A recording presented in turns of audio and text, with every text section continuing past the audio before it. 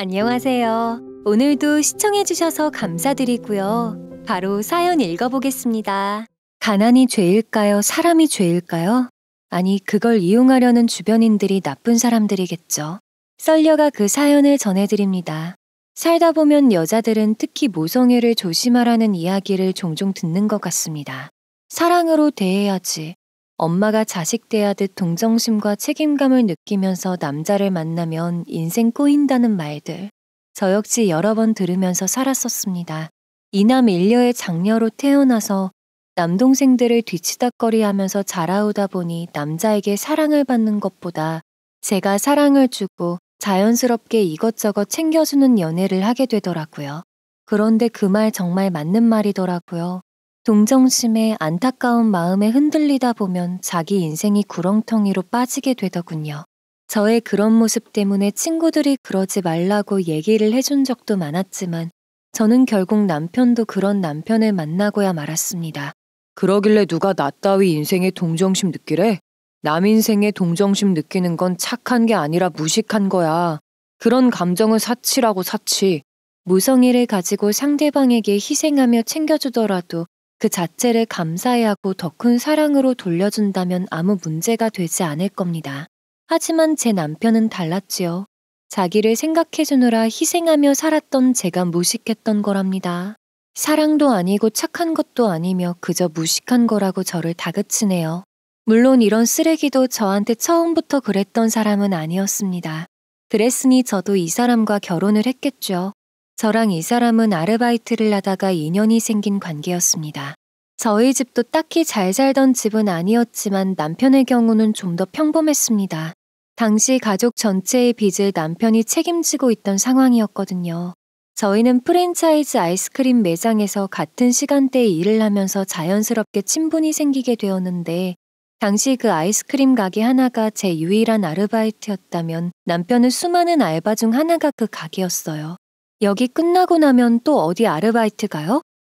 목욕탕 청소 가요. 조금 힘들긴 한데 시간도 짧고 시간에 비해서 돈도 좀 짭짤한 편이라 좋거든요. 그러시구나. 사실 저는 오늘 알바 끝나고 나면 커피라도 한잔 하자고 말하려던 참이었거든요. 그랬어요.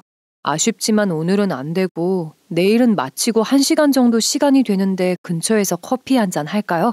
당시 남편의 모습은 지금 제가 알고 있는 모습과 거의 딴판이나 다름없었어요. 집안 사정이 어려운 게 본인 탓이 아닐 텐데도 자기 청춘을 다 바쳐가며 집안을 일으키려고 노력하는 모습이 정말 멋있어 보였거든요. 물론 안쓰러운 마음도 들었고요. 자기 꿈을 위해서 매진하기에 딱 좋은 저 시기에 자그마한 취미 하나 없이 만날 친구도 없이 아르바이트에만 매진하는 모습이 참 마음 아프기도 했습니다. 그리고 무엇보다도 생김새가 제가 좋아하는 인상이었고 좀 개념 없는 손님이 오더라도 늘 친절한 모습으로 응대하는 모습도 우직해 보였고요. 그렇게 제가 먼저 남편을 좋아했던 것 같습니다. 남편 역시 저에게 관심이 없어 보이지는 않았습니다.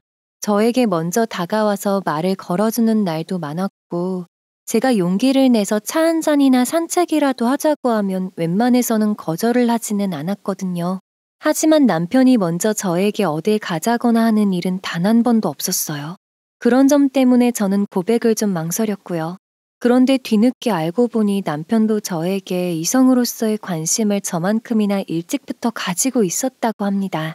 다만 데이트 비용이나 데이트로 인한 아르바이트 시간 때문에 마음을 표현하기가 많이 망설여졌다고 하더군요. 그 이야기를 듣는데 어찌나 기분이 좋았는지 모릅니다. 나 혼자만의 짝사랑이 아니었구나, 서로가 서로를 좋아하고 있었구나 하고 말이지요. 그때는 남편의 가난이 그저 저희의 사랑을 방해하는 존재 정도로만 여겨졌던 것 같습니다. 그 가난이 제 인생을 얼마나 거칠고 불쌍하게 만들어줄지는 전혀 몰랐던 거죠. 하지만 가난이 죄지 사람이 죄는 아니잖아요. 저는 당시 꿋꿋하게 믿었던 게 바로 남편의 인성이었습니다. 따지고 보면 가난이 제 인생을 잠식한 게 아니고 믿었던 남편의 인성이 제 뒤통수를 친 거나 다름없네요. 나 당신이랑 만나면서 생각이 많이 바뀌었어. 내 앞에 빚, 눈앞에 돈만 생각할 게 아니라 미래를 생각하는 게 맞는 것 같아. 당장 벌어들이는 수입이 좀 작아지더라도 일반 회사에 들어가 보려고. 어떻게 생각해? 당시 남편이 하던 아르바이트는 밤낮을 가리지 않고 5개에서 6개에 달했기 때문에 사실 월로 벌어들이는 수익으로 따지면 일반 직장인들보다도 수입이 높은 편이었습니다. 하지만 그만큼 몸이 엄청 상하는 일이었고 그렇게 벌어들여봤자 10에서 20만 원을 제외하면 모두 가족들의 입과 빚청산으로 들어가는 돈이니 의미가 없었겠죠. 그랬던 남편이 고맙게도 저와 진지하게 만나기 시작할 때부터 마음을 바꾸더라고요. 오래 다니면서 성장할 수 있는 회사를 다녀보고 싶다고 말했습니다. 그렇게 말해주는 것만으로도 참 고마웠어요. 저는 당시 남편 손을 꼭 잡고 앞으로는 돈보다는 본인이 진짜 하고 싶은 일이 무엇인지, 어떤 업계에서 일을 배워나가 보고 싶은지를 생각해 보았으면 좋겠다고 말했습니다. 들어보니 학창시절 때부터 공부도 곧잘했던 사람인지라 중소기업 정도는 당장이라도 면접을 보면 들어갈 수 있는 상태였거든요. 그렇게 남편은 모든 아르바이트를 그만두고 일반 직장에 머지않아 입사하게 되었습니다. 하지만 월급이 정말 쥐꼬리긴 했어요. 그래도 신입사원증을 목에 메고 싱글벙글 하루 종일 웃음이 멈추지 않던 남편의 얼굴을 보니 이게 맞는 일이다 싶기는 하더라고요. 그 쥐꼬리만한 월급에서도 가족의 빚청산은 계속 이루어지고 있었습니다. 저희는 남편의 입사와 동시에 결혼을 전제로 모든 걸 준비해 나갔는데 그 과정에서 만났던 남편의 가족들, 지금의 제 시댁 식구들이죠. 그분들이 참 평범하지 않았던 건 사실입니다. 20대의 아들에게 꿈을 펼치라고는 못할 망정 가족이 빚을 모두 떠넘겼다는 사실 하나만으로도 어느 정도 예상이 가기는 했지만 실제로 만나 뵙고 나니 더욱 놀랄 정도였죠. 게다가 남편에게는 2살 터울의 여동생이 한 명 있었는데요. 남편이 저보다 2살 오빠다 보니 저랑은 동갑내기였어요.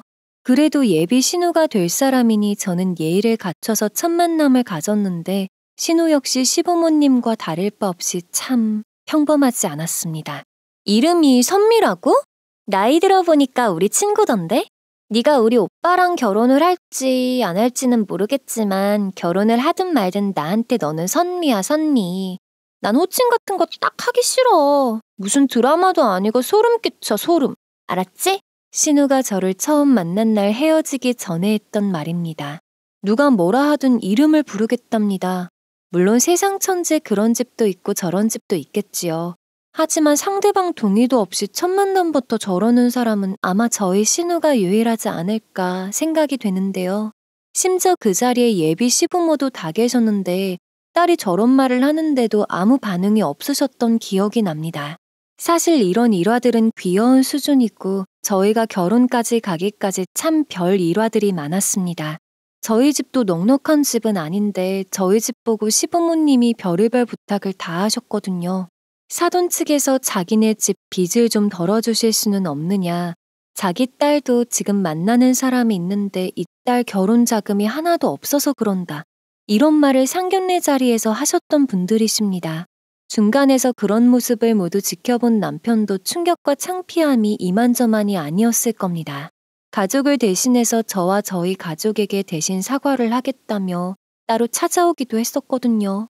그때 저희 부모님 앞에서 이런 다짐을 하나 했었는데요.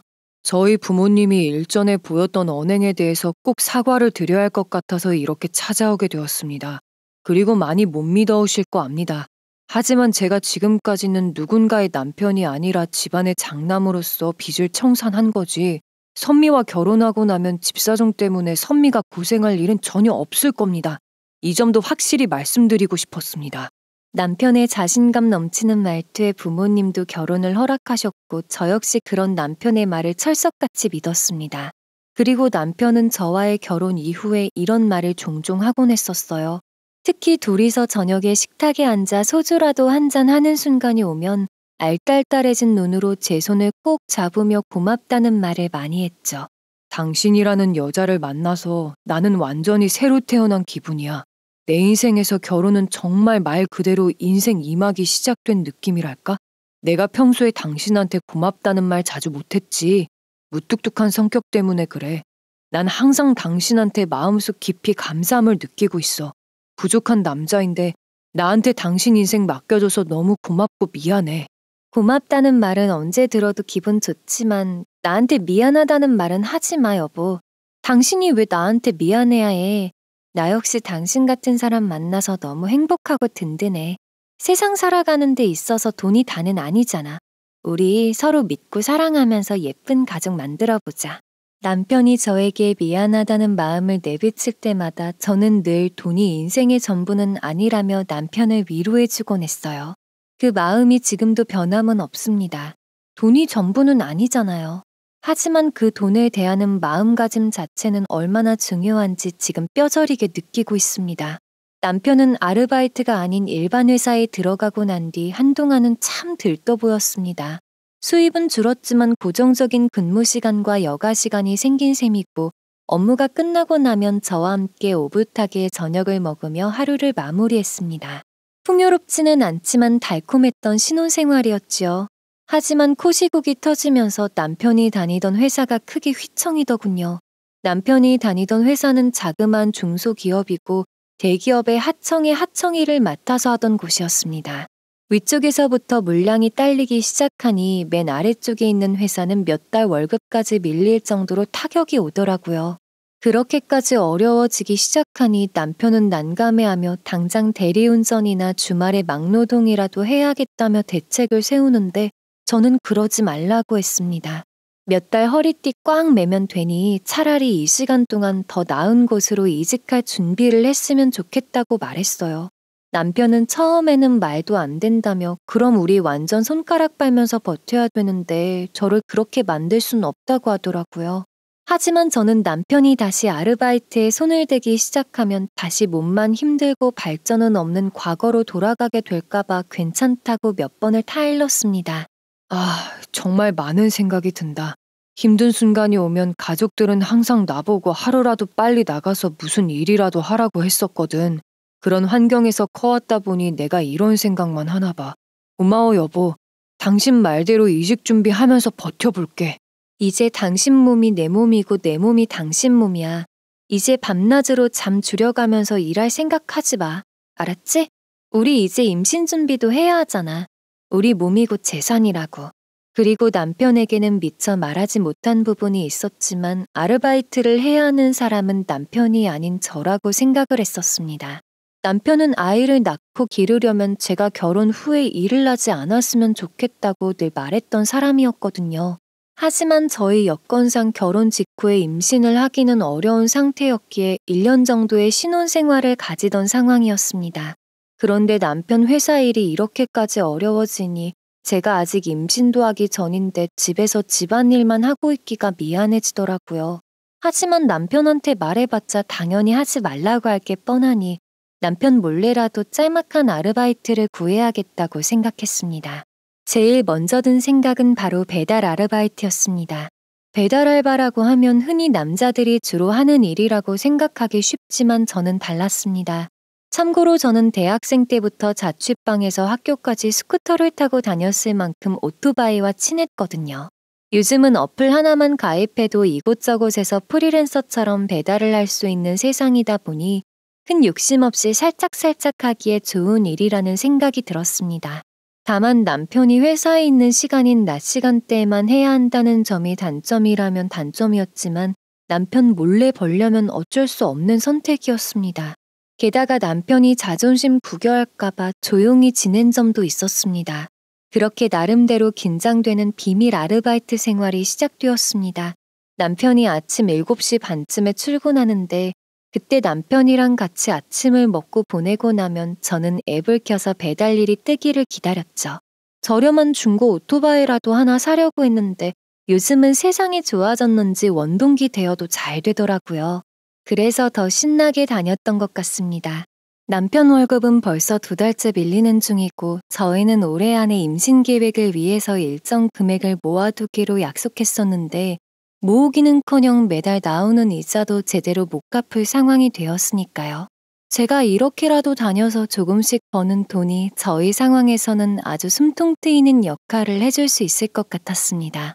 남편은 6시가 조금 넘으면 집으로 돌아오는데 저는 넉넉 잡아 4시쯤부터 집에 미리 돌아와서 저녁을 준비했습니다.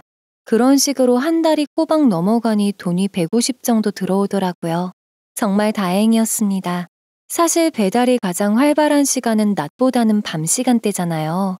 마음 같아서는 남편에게 아르바이트 사실을 오픈하고 밤에도 배달을 좀 다녀보고 싶다는 생각도 들었지만 허락해주기는커녕 위험하게 뭐 하는 짓이냐고 화낼 게 분명해서 좀 더 비밀리에 다니기로 생각했죠. 이번 달 월급도 또 밀린다네. 우리 이번 달 생활비 어떡하지? 괜찮아, 여보. 아직 조금 남은 게 있으니까 걱정하지 마. 그리고 이번 달 이자도 갚았으니까 그 부분도 걱정 말고. 응? 그렇게 남았다고? 이자도 갚을 만큼 생활비가 남았단 말이야? 응. 사실 예전에 학생 때 처음이자 마지막으로 돈 빌려줬던 친구가 있었는데 그 친구가 오랜만에 연락이 와서는 돈을 갚더라고. 그래서 숨통 트였지 뭐. 어느 정도 남았다고 둘러대면 넘어갈 줄 알았는데 남편이 계산상으로 이해가 되지 않았는지 살짝 캐물으려고 하길래 저도 서둘러 친구 이야기로 둘러댔습니다. 남편은 다행히 믿는 눈치더라고요. 그리고 동시에 안도하는 표정도 보였습니다. 월급 밀렸다는 소리를 또 하기가 어찌나 미안했을까요? 하지만 이번 달도 다행히 지나갈 수 있다는 저의 대답에 안심이 됐나 보더라고요. 그렇게 다음 달이 되었습니다.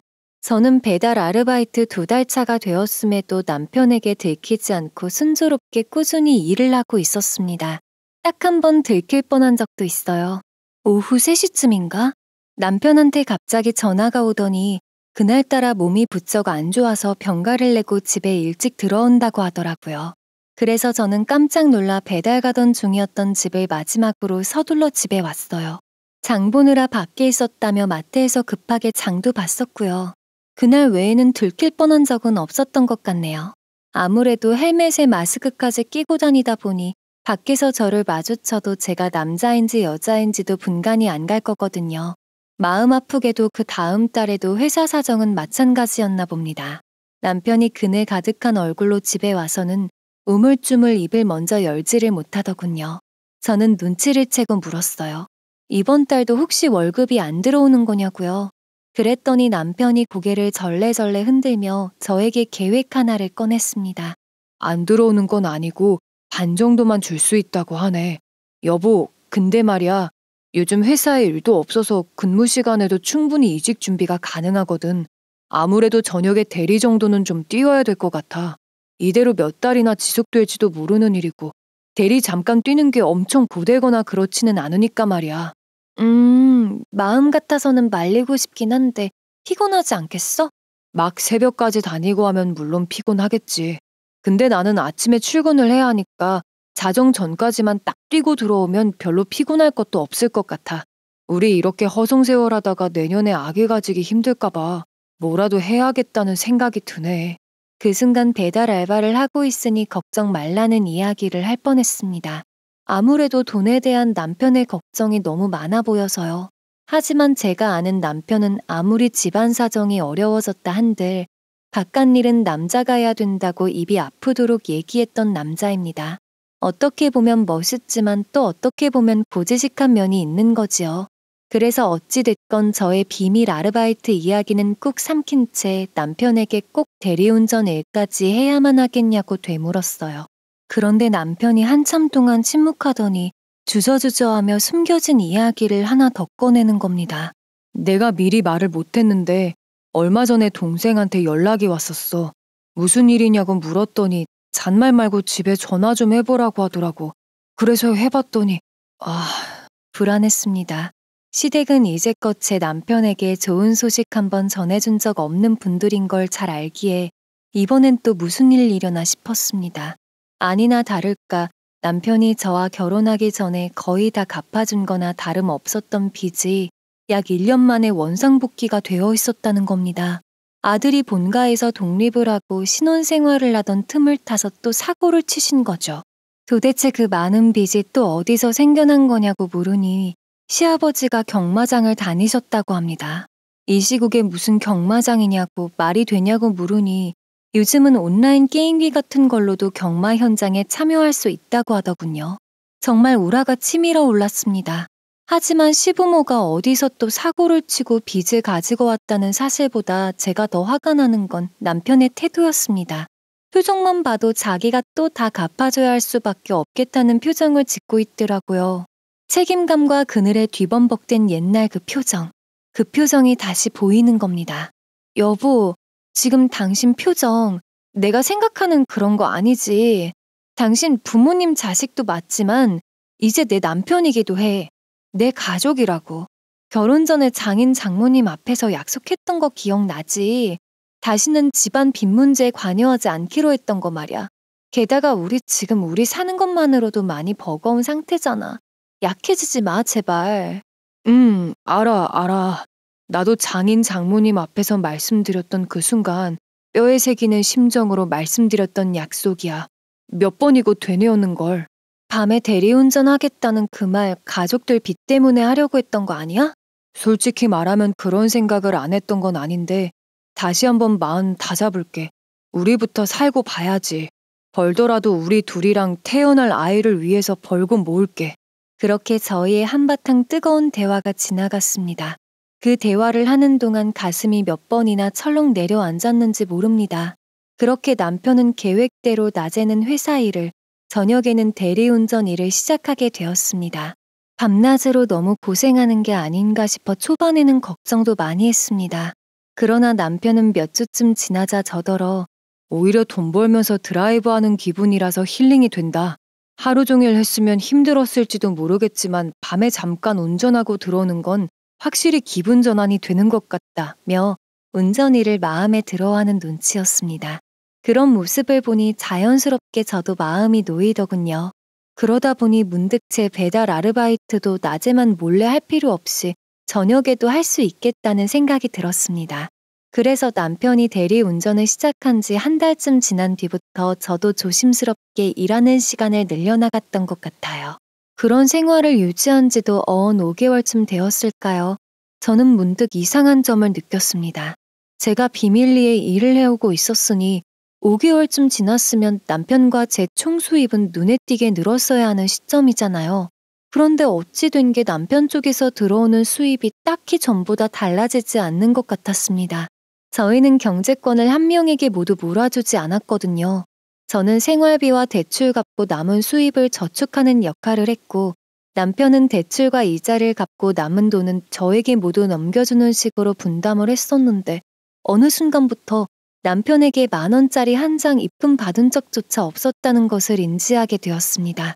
게다가 가장 의아했던 순간이 바로 그달 말쯤이었는데요. 주말이라 자고 있던 남편의 휴대폰에 이자가 납입되지 않았다는 내용의 문자가 와 있는 겁니다. 당장이라도 남편을 깨워서 물어보고 싶은 마음이 굴뚝 같았지만 한편으로는 걱정이 들기도 하더군요.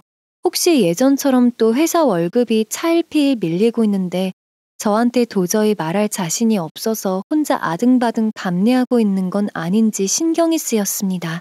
생각해보니 남편은 애초에 대리운전 일은 자정을 넘기지 않겠다고 약속했던 것과는 달리 툭하면 밤 12시를 밥 먹듯이 넘기기 시작했고 대부분 제가 잠든 후인 새벽 시간에 들어온 적이 많았거든요. 그 이유가 다 월급 문제로부터 비롯되지 않았을까는 생각이 들기 시작했습니다. 마음과는 달리 이직 준비에도 그렇다 할 희소식이 없는 상태였습니다. 두 사람이 진심으로 사랑한다면 돈 따위는 전혀 문제가 되지 않을 거라고 생각해 왔었는데 결혼한 지 1년 남짓 만에 저희 두 사람은 돈에 이리 치이고 저리 치이는 인생이 된 것만 같아서 마음이 서럽기도 했습니다. 하지만 어쩌겠어요. 슬픔에 잠겨있기만 한다고 돈 100원이라도 나오는 게 아니잖아요. 제 일이라도 더 늘려야겠다라는 생각을 하게 되었고 저는 남편이 늦을 때면 저 또한 귀가 시간을 늦추며 배달 일에 욕심을 내기 시작했습니다. 그러던 어느 날 저의 마지막 희망이자 의지마저도 갈대 꺾이듯 한 방에 날아가 버린 일이 생기고 말았습니다. 그날은 비가 아주 많이 오던 날이었어요. 날씨가 안 좋아도 너무 안 좋길래 남편에게 오늘은 회사 일만 하고 바로 집으로 들어오라고 말했습니다. 여보, 오늘은 대리 뛰지 마. 비가 와도 너무 많이 오잖아. 에이, 아니야. 이런 날에 오히려 대리 더 많이 부르는 건 몰라? 천천히 조심해서 다녀오면 되지 뭐. 걱정 말고 일찍 자고 있어. 왜 또 늦게 들어오려고? 아니야. 오늘은 자정은 안 넘길 거야. 다녀올게. 비가 오는 날에도 굳이 대리일을 하고 들어오겠다는 남편을 보며 저는 그의 책임감에 감동하면서도 동시에 안쓰러움도 느꼈습니다. 하지만 그날 밤에 알게 되었죠. 그 모든 감정이 사치였다는 걸요. 비가 퍼붓는 날에도 자정까지 일하고 들어오겠다는 남편을 보며 저는 적어도 8시에서 9시까지만이라도 배달 알바를 하고 미리 들어와 있어야겠다고 생각을 했습니다. 비도 오는 김에 남편보다 일찍 들어와서 김치전도 좀 굽고 막걸리나 한잔 해야겠다 싶더라고요. 한 9시쯤이었을 겁니다. 집으로 돌아가는 길에 집 근처 외곽 쪽의 낚시터에서 콜이 하나 잡히더군요. 어차피 들어가는 방향이라 요거 하나만 마지막으로 하고 집으로 가면 되겠다 싶었습니다. 그 배달 한 건이 제 인생에서 엄청난 기점이 될 줄은 전혀 모르는 상태였지요. 당시 배달 음식은 치킨이었습니다. 하필 남편이 제일 좋아하는 브랜드의 치킨이길래 들어가는 길에 남편 줄 치킨이나 한 마리 사서 들어갈까 생각을 하면서 배달을 가고 있었죠. 어둑어둑한 낚시터 입구에 들어섰을 때 비가 꽤 많이 내리는 날씨임에도 불구하고 여기저기 사람이 보였습니다. 날도 깜깜해져서 어느 위치인지를 잘 모르겠더라고요. 그래서 배달 어플에 들어가서 주문자에게 전화를 걸려고 했습니다. 그런데 번호가 제 남편의 번호인 겁니다. 이게 무슨 일인가 싶어 저는 전화를 걸었습니다. 발신자 번호는 제 번호가 아니라 배달 전용 번호로 걸리기 때문에 저인 줄은 몰랐을 겁니다. 여보세요? 배달인데요. 네, 여기 초록색 기둥 쪽입니다. 잔뜩 신난 듯한 남편의 말투에는 취기가 느껴졌습니다. 다행히 저는 헬멧에 마스크까지 끼고 있던 상태였고 머리 위로 올라가 있던 헬멧을 이마 밑으로 잔뜩 내린 채 남편이 알려준 위치로 향했습니다. 혹시 일이 많이 힘들었나 괴로운 일이 있어서 오늘은 혼자 낚시터에 온 건가 오만 가지 생각이 다 들더군요. 남편이 설명한 쪽으로 배달 음식을 들고 걸어가는데 집이랑 가깝긴 하지만 처음 와봤던 그 낚시터는 어딘가 좀 요상했습니다. 아주 가까운 거리에 불빛이 반짝이는 하우스가 보이더라고요. 그 안에는 시끌시끌한 사람들의 함성 소리도 간간히 들렸습니다. 딱 봐도 작은 하우스랑 느낌이랑 흡사하더군요. 그리고 드디어 남편의 모습이 보였습니다. 오잉, 하이바는 쓰셨지만 몸매가 남자가 아닌데. 음식을 들고 도착한 저를 물끄러미 보더니 남편이 이런 망측한 말을 내뱉었습니다. 저는 그동안 남편을 걱정해왔던 마음이 와르르 무너지는 기분이 들었습니다. 저는 아무 대답 없이 음식을 툭 내려놓고 결제를 기다리는 손짓으로 묵묵히 자리에 서 있었죠. 술을 얼마나 먹은 건지 코까지 빨개진 남편이 딸꾹질까지 딸꾹딸꾹거리면서 카드를 내밀더군요. 그런데 제가 한 번도 본 적이 없는 파란 색깔의 카드였습니다. 죄송해요. 제가 말이 너무 많죠? 제가 오늘 월급날이라 기분이 좀 좋았네요. 월급날? 저는 그 단어에 꽂혔습니다. 회사 일이 너무 안 돼서 대리운전까지 해야겠다고 말했던 사람이잖아요. 그런데 오늘 월급이 들어와서 기분이 좋았다는 말이 너무 의아했습니다. 게다가 제가 평소에는 보지도 못했던 체크카드를 내미는 모습까지. 평소에 제가 알고 있던 남편의 모습과 너무 달라서 기분이 이상했죠. 저는 아무 말 없이 남편이 내민 카드로 결제를 마쳤고 뭔가 더 알아봐야겠다는 생각이 들어 남편에게 말을 걸었습니다. 목소리를 나름 꾸며내서 말했는데 남편은 거의 만취 상태였는지라 의심의 눈치가 전혀 없더군요. 손님, 오늘 기분 좋으신 날인가 봐요. 표정만 보면 월급만 들어온 게 아니라 보너스까지 두둑하게 들어오신 표정인걸요? 아니에요.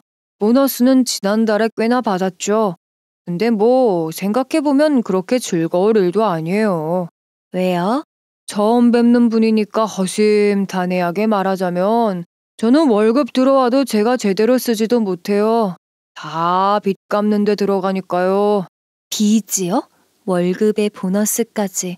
제가 듣도 보도 못했던 진실들이 눈앞에서 쏟아지고 있었습니다. 그동안 이 사람이 저한테 얼마나 많은 것을 숨겨온 건가 생각하니 눈물이 핑 돌 정도였죠.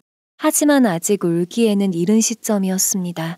이어서 남편은 베베 꼬인 혓바닥으로 저에게 더욱 충격적인 말들을 터뜨렸거든요. 네, 빚이요. 요즘 빚 없는 사람들이 어딨겠어요. 근데 저는 제가 만든 빚도 아니랍니다. 다 저희 부모님이랑 동생이 쌓아둔 빚들이죠. 이리 휘둘리고 저리 휘둘리다 보니 결국 여기까지 왔네요. 돈도 없고 말할 사람도 없고 궁지에 내몰리니 결국 한탕 대박만 노리는 인생이 됐네요. 한탕 대박이요?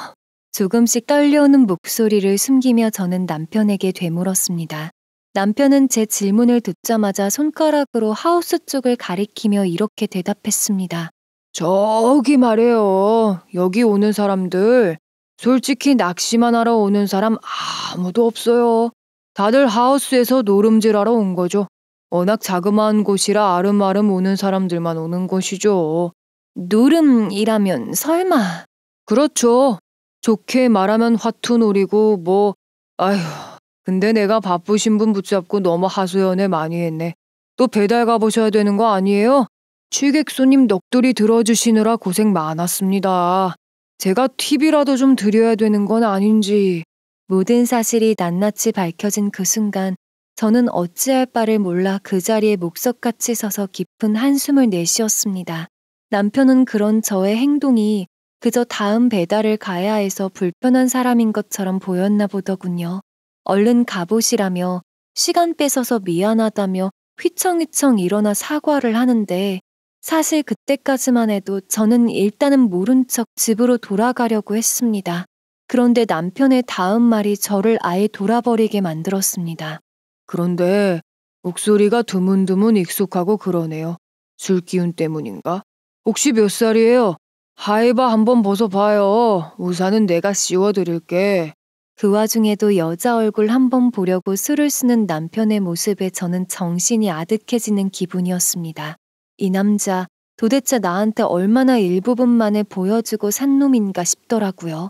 그와 동시에 저는 그대로 돌아가려던 마음이 싹 무너져 버렸고 남편의 요구대로 하이바를 벗었습니다. 그리고 남편을 똑바로 쳐다봤죠. 남편은 저와 눈이 마주치자마자 자기 눈을 몇 번이고 부비적거리며 제 얼굴을 확인했습니다. 이 오밤중에 낚시터에 자기 와이프가 배달복을 입고 나타났으니 이게 꿈인가 생시인가 싶었을 겁니다. 몇 초쯤 지났을까요? 남편이 못 볼 거라도 본 사람처럼 뒷걸음질을 치며 악하고 소리를 질렀습니다. 저는 부릅뜬 눈으로 남편에게 다가갔습니다. 그리곤 옆에 들려있던 배달 음식용 보온 가방을 무자비하게 휘둘렀습니다. 그 소란과 동시에 주변에 있던 몇몇 사람들이 웅성대며 모여들기 시작하더군요. 언뜻 보면 남성 배달부가 한 손님에게 폭력을 행사하는 상황처럼 보였을 테니까요. 사람들은 가까이 모여들자마자 제가 여자인 것을 확인하고 놀라는 분위기였고 저는 주변 시선에도 아랑곳 않고 남편에게 고함을 지르며 퍼붓기 시작했습니다. 당신 아주 목소리 취향이 한결같네. 와이프한테 온갖 거짓말 다 해두고 밖에 나와서 이 지경으로 살고 있는 마당에 그 와중에도 여자 목소리에 끌리디? 하이바를 왜 내려보래? 자, 땡기니? 이제 어쩔래? 남편은 아직도 정신이 혼미한지 비에 젖은 땅바닥에 풀썩 주저앉아서 주변만 두리번거리고 있었습니다. 저희 주변에 몰려든 사람들은 가까이 오고 나니 제가 여자인 것을 확인한 후 저에게 경찰에 신고해야 할 상황이냐고 묻더군요. 저는 조용히 고개를 저으며 그런 상황은 아니라고 대답했습니다. 그런데 그 와중에 남편이 저에게 갑자기 엉금엉금 기어오더니 무릎을 꿇는 겁니다. 당신도 봤겠지만 여기 하우스야. 경찰에 신고는 절대 안 돼. 그러면 여기 있는 사람들은 물론이고 우리 상황도 정말 난감해질 거야. 일단 집으로 가자.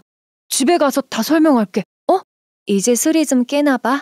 내가 너 같은 거 도와주겠다고 몇 달이나 이짓거리를 해왔는 줄 알아? 당신이 이렇게 내 뒤통수 치고 노름질이나 하고 다녔던 거 알았으면 나 절대 배달일 하면서 생활비 아득바득 모으지 않았을 거야. 알아? 남편은 그 와중에도 주변 사람들의 시선이 신경 쓰였는지 자꾸만 집으로 가서 남은 이야기를 하자고 하더군요. 저는 슬며시 제 팔을 잡으려고 드는 남편의 팔을 강하게 뿌리치며 할 말이 있으면 여기서 하라고 소리를 질렀습니다. 제 흥분이 좀처럼 가라앉지 않을 것을 알았는지 남편은 저를 설득하기를 포기하고는 그럼 저 구석 조용한 자리라도 가서 이야기를 하면 안 되냐고 하더군요. 저는 알겠다고 하고 그를 따라갔습니다. 이 낚시터, 아니 이 하우스에 얼마나 자주 다녔는지 아주 구석구석 지리도 참 잘도 알고 있더군요. 남편을 따라가니 허름한 천막이 쳐져 있고 플라스틱 의자가 두어 개 놓여있는 흡연구역 비슷한 공간이 나왔습니다. 그곳에 앉아서 남편은 남은 뒷이야기를 털어놓더군요. 저는 지금 이 순간에도 나한테 토시 하나 숨기는 게 있으면 그때는 뒤도 안 돌아보고 당신을 떠날 생각이니 마음 단단히 먹고 하나하나 다 털어놓으라고 강하게 말을 했습니다. 남편은 주저주저하며 이야기를 풀어나갔습니다.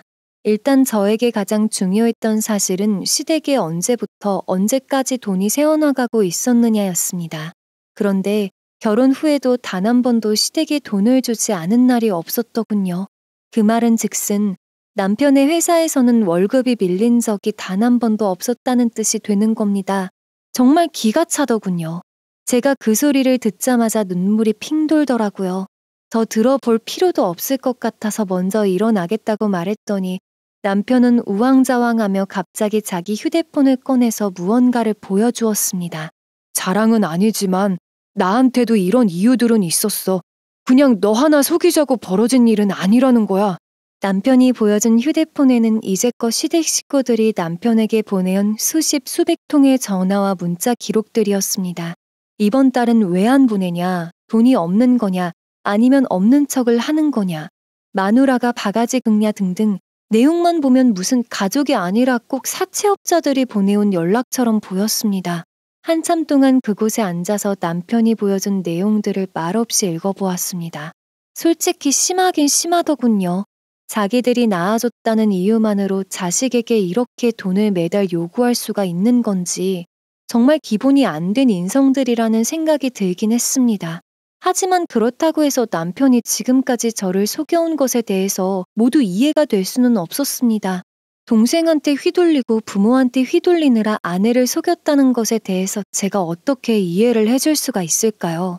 남편은 자기도 이런 폭언 속에서 어쩔 수 없이 거짓말을 했으니 본인 역시 피해자일 뿐이다 라고 말하고 싶은 듯 보였습니다. 다 봤어. 나한테도 할 말 있니? 다 봤으면 당신도 본 게 있으니 알 거 아냐. 나도 못난 가족 만나서 피해본 피해자라는 걸. 그런 당신이랑 엮여서 인생 꼬일 대로 꼬여버린 나는 피해자 아니고? 아니, 당신이 피해자가 아니라는 게 아니라 나도 이런 사정이 있었다는 거지. 딱 한 번만 이해를 해달라는 것 뿐이야. 딱 한 번 이해하고 넘어갔던 건 우리가 결혼하기 전의 일이야. 그 후로는 모든 걸 적어도 나랑 공유는 했어야지. 가족들이랑 내 사이에서 줄다리기 하면서 월급 숨기고 상여금 숨기고 그 모든 걸 내가 동정심 하나만으로 용서해주길 바라는 거야? 양심도 없이? 분노하는 제 표정을 읽더니 가만히 있어서는 안 될 것 같았는지 남편은 갑자기 비가 와서 흥건해진 땅바닥에 무릎을 꿇고 저한테 급기야 사정사정을 하기 시작했습니다. 저도 너무 가슴 아팠습니다. 하지만 가슴 아프다는 이유로 이 모든 걸 감싸주고 넘어가기엔 제 인생이 너무 아깝다는 생각이 더 크게 들었습니다. 저는 말했습니다. 당신과 더 이상 노력해보기는 어려울 것 같다고요. 그 말을 듣자마자 남편은 어린 아이처럼 엉엉 울어버리더군요. 집으로 돌아오던 길, 솔직히 그날은 저도 제정신이 아니었는지라 그냥 이대로 콱 눈 감아 버릴까 생각하기도 했습니다. 하지만 그럴 수 있나요? 제가 잘못한 게 뭐가 있다고요? 그리고 남편에게 모질게 말은 해두고 돌아왔지만 제 마음속은 그야말로 엉망진창이었습니다. 남편에 대한 사랑이 너무나도 각별했고 믿었던 만큼 실망도 컸지만 이대로 헤어지는 게 가능하긴 할까 싶었습니다. 저 혼자 사는 삶에 대해서 단 한 번도 생각해 본 적이 없었기 때문입니다. 하루에도 수많은 연인들과 부부들이 이별을 하고 다시 만나고 하겠죠. 하지만 그게 막상 제 눈앞에 일로 닥쳐오니 이성적인 생각을 하기가 쉽지 않았습니다. 하지만 그런 저의 마음을 다잡게 만들어준 건 다름 아닌 시댁 식구들이었습니다. 낚시터 사건 이후로 3, 4일쯤 지났을 때의 일일 거예요. 평소에는 남편한테나 전화를 하던 시어머니가 웬일로 저한테 전화를 다 하셨더라고요. 아마도 남편에게 저희 사이의 일을 들으셨나 봅니다. 그 통화의 목적이자 내용은 이혼 회유가 맞았는데요. 그런데 남들과는 다르게 참 말도 안 되는 이야기를 꺼내시더라고요. 하도 욕을 많이 하셔서 꼭 저더러 이혼을 하라고 강요하는 사람처럼 들릴 정도였습니다. 너 정말 웃기는 녀석이더구나. 내 아들이 너 만나고 나서 효심을 잃은 것 같다. 네가 그러고도 올바른 아내의 도리를 다했다고 볼 수가 있겠니? 술 먹고 하우스하고 그런 거 내 아들이 평생 그랬다니? 요즘 잠깐 방황하는 건데 그거 하나 못 기다려주는 여자가 이 세상에 어디 있어? 어머니 지금 며느리한테 이혼하지 말라고 말씀하시고 싶은 건가요? 그럼 이런 식으로 몰아세우실 게 아니라 지금이라도 저한테 사과를 하시는 게 맞지 않나요? 어머 얘 봐라. 평소에는 그렇게 지고지순 착한 척을 하더니 이제 와서 본색이 살살 드러나는구나. 제가 남편 편 들고 싶은 마음은 없지만 그래도 한편으로 이해가 가는 게 뭔 줄 아세요? 아내한테 독립적으로 살겠노라 약속은 해놨지. 근데 집구석에서는 결혼한 아들한테 자꾸 돈 내놔라 닥달하지. 저 같아도 술 찾고 그랬을 것 같습니다. 아들이 은행입니까? 돈 맡겨두셨어요? 전화를 끊고 나서도 어이가 없어서 심장이 두근두근 거리더군요. 며느리의 이혼을 막으려면 100번 사과부터 하고 나서야 되는 거 아닌가요? 저를 못난 여자로 몰아세울 줄은 꿈에도 몰랐습니다. 참 사람이 나이 먹는다고 해서 다 어른이 아니라는 걸 이번 기회로 제대로 깨달은 것 같습니다. 게다가 이혼이라는 큰 산 앞에서 본색이 드러나는 건 남편도 마찬가지였습니다. 그렇게 저한테 미안하다 용서해달라 애걸복걸만 하던 사람이 하루는 술에 잔뜩 취해가지고 저한테 화풀이를 아주 제대로 하더라고요. 누가 자기 인생에 동정심 따위 느끼라고 했냐며 그러게 왜 망가진 자기 인생을 구제해줄 것처럼 나타나서는 이제 와서 자기를 버리냐며 결론적으로 이혼을 선택하면 저보고 쓰레기랍니다. 자기가 아니라 제가 쓰레기랍디다. 그때 느꼈습니다.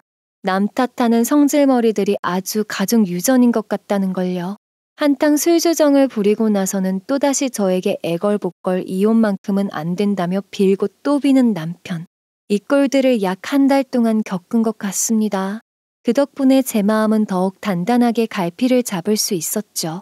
남편뿐만 아니라 그냥 저 가족들에게서 완전하게 벗어나야 한다는 생각이 들었습니다.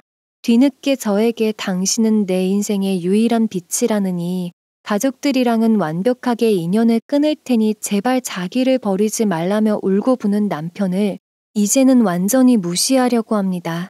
저런 인간에게 애초에 모성애를 느꼈던 제 자신이 한심스럽고 미울 때도 있었지만 그런 마음까지는 가지지 않으려고 해요. 왜냐하면 저는 정말 저 사람을 믿고 사랑했으니까요. 그 마음까지도 잘못된 선택이었다고 생각하기는 싫습니다. 그래서 저는 현재 이혼뿐만 아니라 완전히 삶의 터전까지 바꿔버리려고 준비 중에 있습니다. 갈라서기만 하고 살던 동네 그대로 살다 보면 남편이 끝까지 질척이고 붙잡아서 결국 이도저도 아닌 관계로 돌아갈 것 같다는 예감이 들어서 말이죠. 적어도 시댁 식구들이 제가 어디서 뭐하고 사는지 전혀 알 수 없도록 완벽한 제 2의 인생을 열심히 준비하고 있습니다. 혼란스러웠던 감정들이 어느 정도 자리 잡히고 나니 이제는 머릿속이 깔끔하고 마음의 안정도 찾아오고 있습니다. 남편과 보냈던 제 청춘의 끝자락에서 이렇게 제 삶을 돌아보고자 여러분들께도 사연을 한번 남겨봤습니다. 끝까지 들어주신 여러분들께 정말 감사드리고 여러분들께는 이런 부류의 인간들이 가족이라는 방패로 피해주는 일이 절대 없으시길 바랍니다. 그리고 저에게도 앞으로는 정말 믿을 수 있고 의지할 수 있는 사람들만 곁에 있었으면 좋겠네요. 지금까지 긴 사연 들어주셔서 감사합니다. 여러분의 가정에는 평안만이 깃들길 바라면서 이만 마치겠습니다. 더 많은 이야기, 기막힌 사연을 듣길 원하신다면 구독과 좋아요, 알림 설정 부탁드립니다.